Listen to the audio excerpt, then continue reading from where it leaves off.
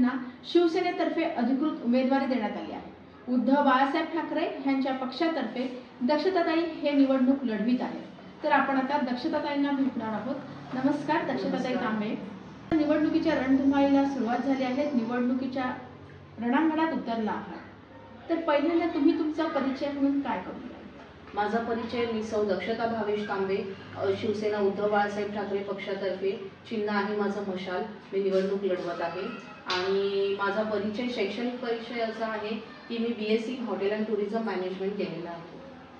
But तुमची एक सामाजिक वाटचाल कशी आहे? सामाजिक वाटचाल, मी ठाणे जिल्हा अध्यक्ष आहे बालहक्क संरक्षण संघ आणि ग्राहक संरक्षण कक्ष शहर प्रमुख आहे मी, आणि शिवसेना महिला आघाडीची उपशहर संघटिका आहे मी।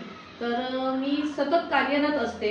मी माझं भर जास्त समाजकारणावर असतं, म्हणजे 80% समाजकारण आणि 20% राजकारण। राजकारण आपल्याला करताच येत नाही, आपलं सगळं भर समाजकारणावरच आहे। मुलींच्या प्रकरणात झालं, जे बदलापूरचं चिमुकल्यांचं प्रकरण झालं होतं, त्याच्यात मी प्रशासकीय, जो काही प्रशासकीय पाठपुरावा करायचा होता, म्हणजे पॉस्को फक्त लागला होता, पण पॉस्को सिद्ध करण्यासाठी ज्या काही गोष्टी हव्या होत्या तो पूर्ण पाठपुरावा करण्यात आपण त्याच्यात सहभाग घेतलेला। आणि पूर्ण बाल हक्क आयोग, महाराष्ट्र राज्य बाल हक्क आयोगाला खाली, म्हणजे राज्याच्या आयोगाला खाली बोलवलेलं आणि त्यानुसार दिल्ली आयोग सुद्धा इथे आलं होतं। अशा प्रकारे त्या केसची पूर्ण पडताळणी झाली होती आयोगातर्फे। म्हणजे तुम्ही एक न्यायासाठी व हक्कासाठी पुढे येऊन लढणार आहे। बरं, आता तुम्ही या प्रभागामध्ये फिरत आहात, मतदारांशी गाठीभेटी घेत आहात, तेव्हा तुम्हाला ह्या प्रभागामध्ये काय समस्या जाणवतात?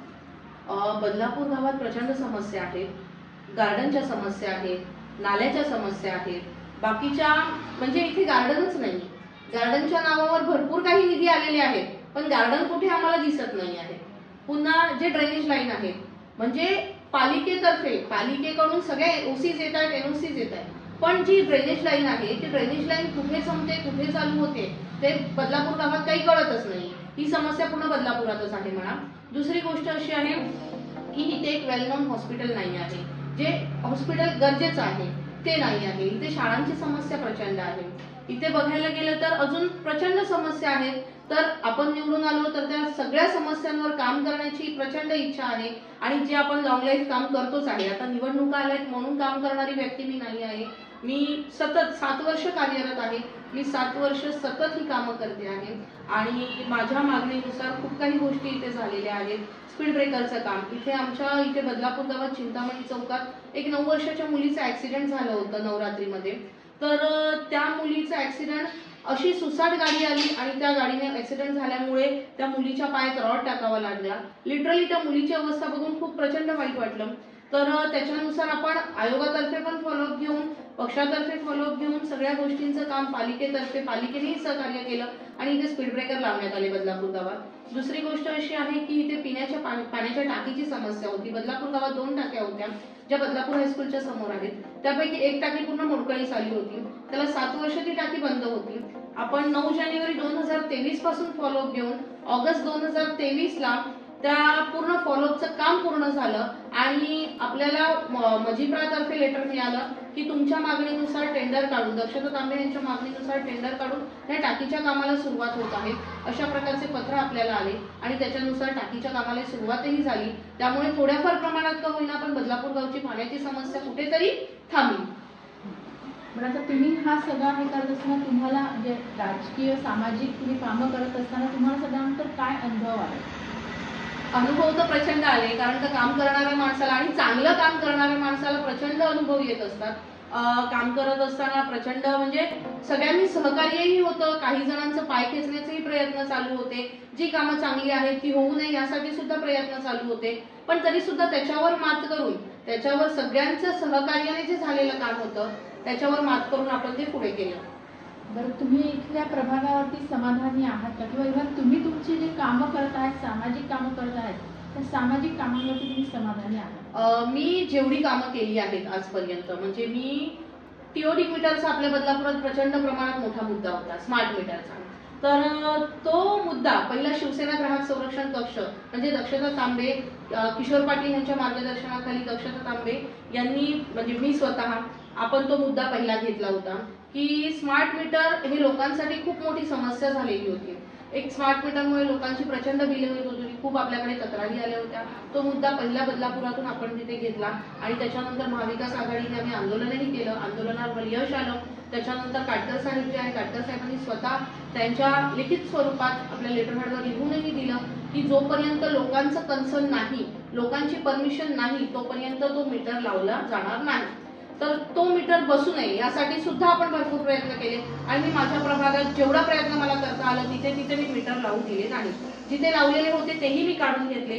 तर त्याच्यात मी यशस्वी झाली. म्हणजे कुठेतरी मला लोकांचं भलं करण्याचा कुठेतरी मला चान्स मिळाला. त्याच्यात माझा संपूर्ण महिला वर्ग सुद्धा माझ्यासोबत होता. माझ्याकडे महिला वर्ग प्रचंड प्रमाणात आहे. तर अशा प्रकारे सहकार्य सगळ्यांचंच लाभत असतं. फक्त काही समाजकंटक असतात, काही लोक असतात जी काही चांगलं होत असताना त्यांना बघवत नसतं, तर त्या गोष्टी त्या चालूच असतात. तर त्या इग्नोर करून आपण पुढे जायचं असतं. बरं दक्षताताई, तुम्ही आता निवडणुकीला उभे राहिले आहात, तिथं मतदारांना भेटत आहे, तर तुम्हाला साधारणतः कसा रिस्पॉन्स मिळतो आहे किंवा प्रतिक्रिया काय येतात? रिस्पॉन्स तर असा आहे की आमच्या हक्काची ताई की कधीही रात्री अपरात्री कधीही आम्ही म्हणजे अवेलेबल असणारी आमची ताई, अशा प्रकारे रिस्पॉन्स आहे आपल्याला. आणि मी स्वतः कधीही कितीही वाजता रात्री अपरात्री किती 3:30 वाजू दे 3 वाजू दे कधीही मी लोकांसाठी धावून जाते. त्यामुळे प्रत्येकाला असं वाटतं की जर का ही व्यक्ती निवडून आली तर आपल्या हक्काचं कोणीतरी माणूस निवडून येईल आणि आपल्या ज्या काही समस्या आहेत ते ह्या व्यक्तीमार्फत पूर्ण होतील. बरं, तर मतदारांनी तुम्हालाच निवडून द्यावं असं तुम्हाला काय वाटतं? मतदारांनी निवडून द्यावं असं वाटण्यामागचं कारण असं आहे की पहिला मुद्दा असा की आपण धोरणच घेऊन उतरलेलो आहे, ना खाएंगे ना खाने देंगे ह्या धोरणाला अनुसरून. कारण का प्रचंड प्रमाणात निधी येतात, पण त्या निधी जातात कुठे हेच समजत नाही. म्हणजे जो विकास आपण जो म्हणतो तो विकास कुठेच होत नाही. तर मला असं वाटतंय की आता नवीन चेहऱ्यांची गरज आहे, नवीन नेतृत्वाची गरज आहे, नवीन संकल्पनांची गरज आहे. तर त्या नवीन संकल्पना, नवीन नेतृत्व आणि खरोखर काम करणाऱ्या लोकांची गरज आहे. तर अशा लोकांना जर का संधी दिली, अशी लोक जर निवडून आली तर त्यांच्या संकल्पना त्या अंमलात आणून त्या सगळ्या गोष्टी ज्या रखडलेल्या गोष्टी आहेत त्या गोष्टी पूर्णत्वास नेतील. त्यामुळे इच्छा आहे की लोकांनी भरघोस मतदान करावं, प्रचंड प्रमाणात मला निवडून द्यावं. त्यामुळे ज्या काही समस्या आहेत लोकांच्या त्या तर आपण आधीही सोडवत होतो, जेव्हा काही पॉवर नव्हती, पॉवर नसतानाही सोडवत होतो. तर जर का नगरसेवक पदाची पॉवर आपल्याकडे आली तर अजून चांगल्या प्रकारे आणि प्रचंड प्रमाणात ज्या काही समस्या आहेत त्या सोडवता येतील. बरं, सध्याचं पर्व हे विकासाचं आहे, तर विकासाच्या दृष्टीने तुम्ही तुमच्या प्रभागामध्ये कशा पद्धतीने विकास करू शकतात? म्हणजे इव्हन प्रभागाचा पण विकास झाला पाहिजे आणि त्याचबरोबर व्यक्तीचा पण विकास झाला पाहिजे. आमच्या प्रभागात जे लोक आहेत ते मोस्ट ऑफ लोक मुंबईहून इथे राहायला आलेली आहेत. दुसरी गोष्ट अशी आहे की आपला महिला वर्ग प्रचंड प्रमाणात मुंबईला जॉबला जातो आहे.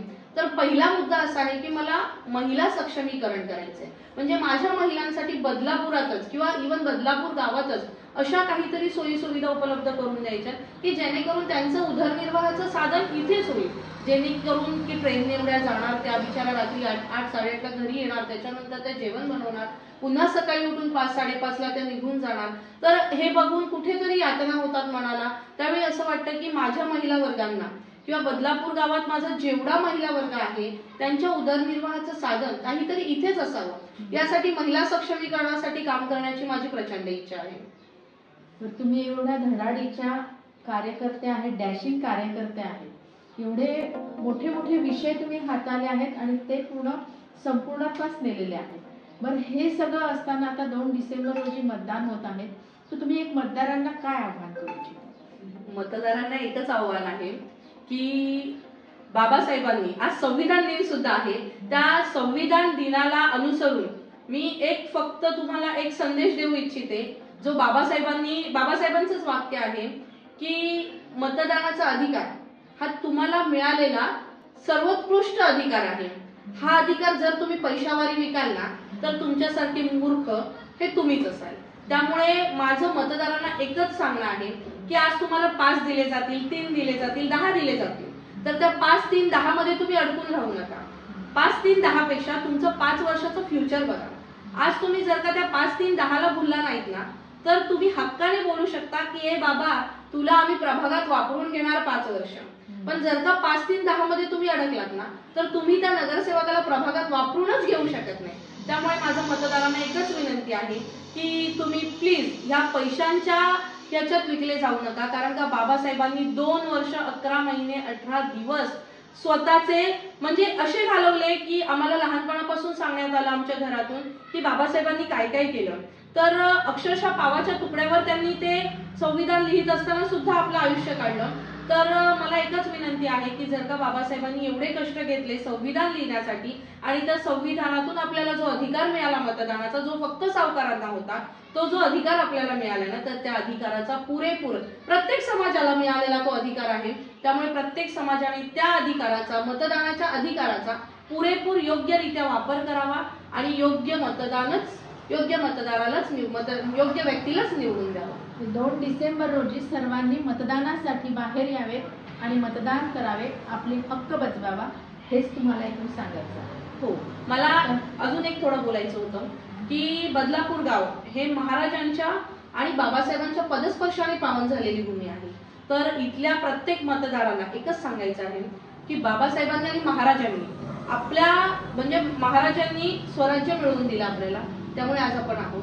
बाबासाहेबांनी संविधान मिळवून दिलं. महात्मा फुलेंमुळे आणि सावित्रीबाई फुलेंमुळे आपण आज इथे बसण्याच्या म्हणजे लायकीचे झालो. तर मला मतदारांनाही सांगू इच्छिते मी की तुम्ही बाबांनो खरंच यावेळी योग्य व्यक्तीला, जो खरंच अभ्यासू व्यक्तिमत्व असेल अशा व्यक्तीला निवडून द्या, जो की 5 वर्ष तुमच्या समस्या सोडवेल आणि तुमच्या समस्यांचं निवारण करेल, अशा व्यक्तीलाच निवडून द्या. आत्ताच आपण दक्षता भावेश तांबे यांना भेटलो व आपण त्यांच्याकडूनच जाणून घेतलं खरोखरच एक धडाडीच्या व मुरारीचे कार्यकर्ते आहेत. अशा कार्यकर्त्यांना नागरिकांनी नक्कीच संधी दिली पाहिजे. त्या संधीचं नक्कीच सोनं करतील अशी आपण आशा बाळगूया. नमस्कार. जय हिंद, जय महाराष्ट्र.